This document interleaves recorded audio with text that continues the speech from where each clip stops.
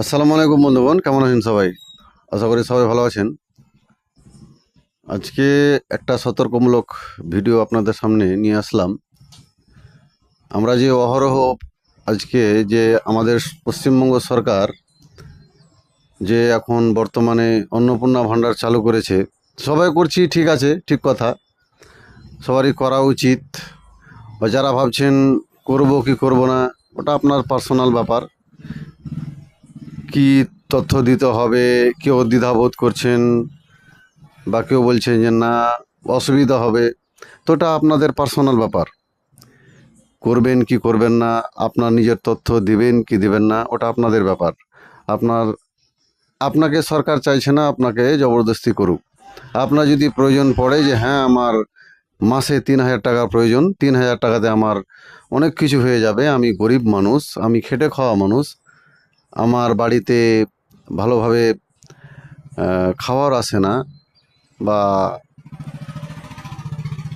আমার ৩,০০০ টাকায় আমার অনেক কিছু হয়ে যাবে, তাহলে আপনি সেটা করতে পারেন।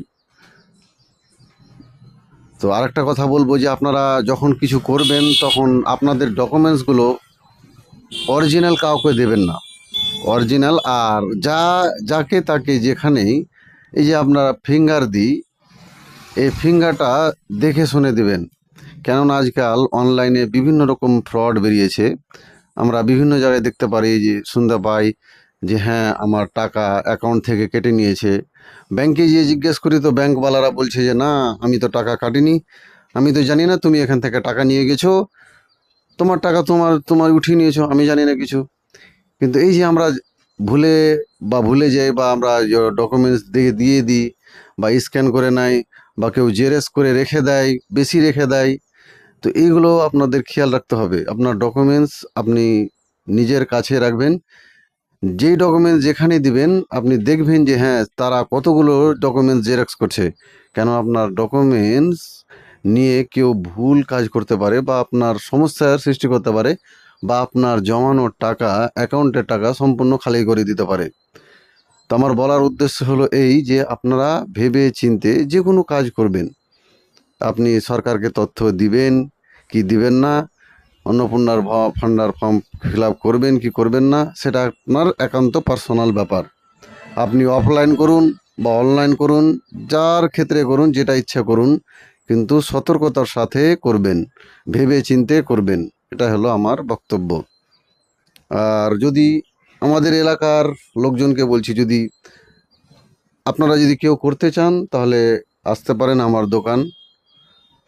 আমিও আলহামদুলিল্লাহ হালকা ফালকা কাজগুলো করছি, অনলাইনে যাবতীয় কাজ থেকে শুরু করে আপনার ধরে নেন প্যান কার্ড করা, আধার কার্ড, বা আপনার ধরে নেন কোনো ফর্ম ফিল আপ, যে কোনো ধরনের কোনো ফর্ম ফিল আপ, রেলওয়ের টিকিট, আপনার আইডি থেকে, যেভাবে হোক আপনাদের সুবিধার জন্য আপনারা আমি আপনাদের করে দেবো, যতটুকু সুবিধা, যতটুকু পারবো আমি। আর আরেকটা কথা, যে আমরা কদিন আগে শুনলাম একটা ঘটনা, হরিশ্চন্দ্রপুরের ব্লকের মনে হয় একজন ভদ্র মহিলা আমাকে বললেন, হরিশ্চন্দ্রপুর থেকে আসছিলাম, যে একজন ছেলে সিএসপি যে চালায়, তিনি নাকি 400 টাকা 300 টাকা করে অন্নপূর্ণা ভাণ্ডারের ফর্ম ফিল আপ নিচ্ছে অনলাইন। তো এটা একেবারে অন্যায়, জুলুম। মিনিমাম একটা নিতে হবে, আপনার যে পরিশ্রম সিএসসি যারা করে, যারা অনলাইন ফর্ম ফিল আপ করে, তাদের মিনিমাম একটা চার্জ নেয়। সেটা 100 টাকা থেকে শুরু করে হতে পারে, 100 টাকা অনেক। তো আপনাদের বলবো আপনারা ভেবে চিন্তে কাজ করবেন। আর যারা অনলাইন করছেন তারাও ভেবে চিন্তে, সাধারণ জনগণকে বেশি ঠকাবেন না, বা বেশি এমন কথা বলবেন না যারা বুঝতে না পারে, এমনভাবে কথা বলবেন। বিশেষ করে যারা অনলাইনের কাজ করে তাদের বলছি, সেই ভাইদের বলছি, আপনারা যতটুকু পারবেন সহজ সরল মানুষদের একটু হালকা পরিষেবা দেওয়ার চেষ্টা করবেন, বা হালকা চার্জ নেবেন, যাতে করে আপনার ভবিষ্যতে সেই মানুষটা, সেই কাস্টমারটা আপনার কাছে আসে। এটাই আমি আমার সিএসপি ভাই বা যারা অনলাইনের কাজ করে তাদেরকে বলবো। আপনারা এমন করবেন না যে আপনি তাকে এমন এলে যে তাকে ঠগে একবারে তার 12টা বাজিয়ে দিলেন।